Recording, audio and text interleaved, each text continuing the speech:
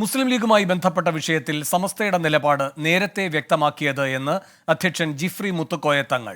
വിഷയത്തിൽ ഉമർ ഫൈസി മുക്കത്തിന്റെ അഭിപ്രായം വ്യക്തിപരമാണ്. സമസ്തയ്ക്ക് ഒരു രാഷ്ട്രീയ പാർട്ടിയോടും പ്രത്യേകമായ വിധേയത്വമോ വിരോധമോ ഇല്ല എന്നും ജിഫ്രി മുത്തുക്കോയ തങ്ങൾ 24-നോട് പറഞ്ഞു. അതിന് സമസ്ത നയം ഞാൻ കുറെ മുമ്പ് പറഞ്ഞല്ലോ. ഇപ്പൊ ഈ തെരഞ്ഞെടുപ്പ് വന്നതിന് ശേഷം പിന്നെ ഇങ്ങനെ ചോദിക്കേണ്ട ആവശ്യമില്ല. സമസ്തന്റെ നയം ഞാൻ പറഞ്ഞതാണ്, അത് വളരെ വ്യക്തമായി പറഞ്ഞിട്ടില്ല. വായിച്ചിരുന്നു. സമീർ, ജിഫ്രി മുത്തുക്കോയ തങ്ങൾ ഉമർ ഫൈസി മുക്കത്തെ തള്ളുന്നു ഈ മറുപടിയിലൂടെ എന്ന് ഉറപ്പിക്കാമോ? വേണു, ഉമർ ഫൈസി മുക്കത്തിൻ്റെത് വ്യക്തിപരമായ അഭിപ്രായം എന്ന് സംസ്ഥാന അധ്യക്ഷൻ ജിഫ്രി മുത്തുക്കോയ തങ്ങൾ പറയുമ്പോൾ സ്വാഭാവികമായും അത് ഒരു സമസ്തയുടെ നിലപാടല്ല എന്നുള്ള കാര്യം നമുക്ക് ബോധ്യമാവുകയാണ്.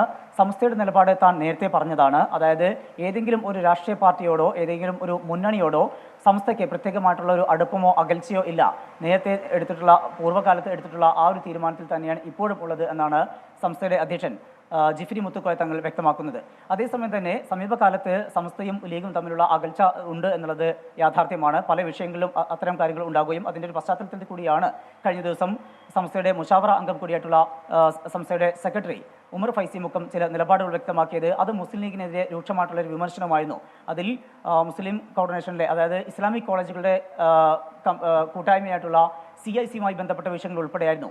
CIC-യുമായി ബന്ധപ്പെട്ട് സംസ്ഥ കൃത്യമായിട്ടുള്ള നിലപാട് സ്വീകരിക്കുകയും അതിൽ നിന്ന് മാറി നിൽക്കണം, അതിൻ്റെ CIC-യുടെ എല്ലാ പ്രവർത്തനങ്ങളിൽ നിന്നും മാറി നിൽക്കണമെന്ന് ഒരു നിർദ്ദേശം പുറപ്പെടുവിക്കുകയും ചെയ്തിരുന്നു. എന്നാൽ അത്തരം നിർദ്ദേശങ്ങൾ നിലനിൽക്കുമ്പോൾ തന്നെ അത്തരം പരിപാടികളുമായിക്കൊണ്ട് പാണക്കാട് സാദിഖ് അലി ശിഹാബ് തങ്ങൾ ഉൾപ്പെടെ മുന്നോട്ട് പോയ ഒരു സാഹചര്യം ഉണ്ടായിരുന്നു. അതിനെയാണ് ഉമർ ഫൈസി മുക്കം വിമർശിച്ചത്. ഇതോടൊപ്പം തന്നെയാണ് പൊന്നാനിയിലെ ഇടത് സ്ഥാനത്തുള്ള KS ഹംസ ചില വെളിപ്പെടുത്തലുകൾ, ചില വിമർശനങ്ങൾ ഉന്നയിച്ചിരുന്നത്. അത് ഏറ്റവും പ്രധാനപ്പെട്ട കാര്യം, സംസ്ഥയുടെ ചരിത്രത്തിൽ ആദ്യമായാണ് ഒരു കേന്ദ്ര ഏജൻസി ഒരു സംസ്ഥയുടെ മുസ്ലിം ലീഗിൻ്റെ തന്നെ പ്രധാനപ്പെട്ട നേതാവ് കൂടിയായിട്ടുള്ള ഹൈദരലി തങ്ങളിലേക്ക് അന്വേഷണവുമായി എത്തുന്ന ഒരു സാഹചര്യം ഉണ്ടാകുന്നത്.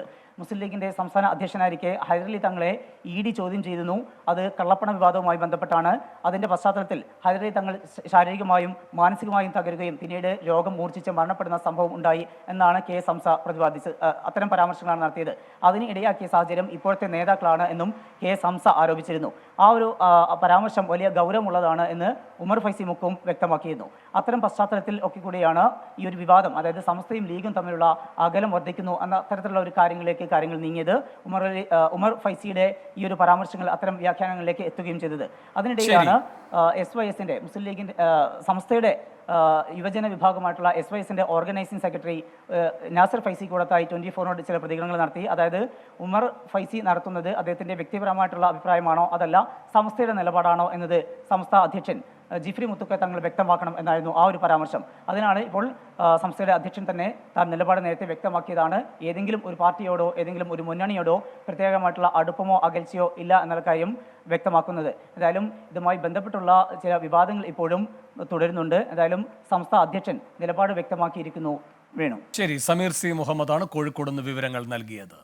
ലോകത്തെവിടെയായാലും ഏത് സമയത്തും 24 വാർത്തകളും ഓഗ്മെന്റഡ് റിയാലിറ്റി പാക്കേജുകളും എക്സ്പ്ലെയിനറുകളും വിശദമായി കാണാൻ ഞങ്ങളുടെ YouTube ചാനൽ നിങ്ങൾക്ക് സബ്സ്ക്രൈബ് ചെയ്യാം.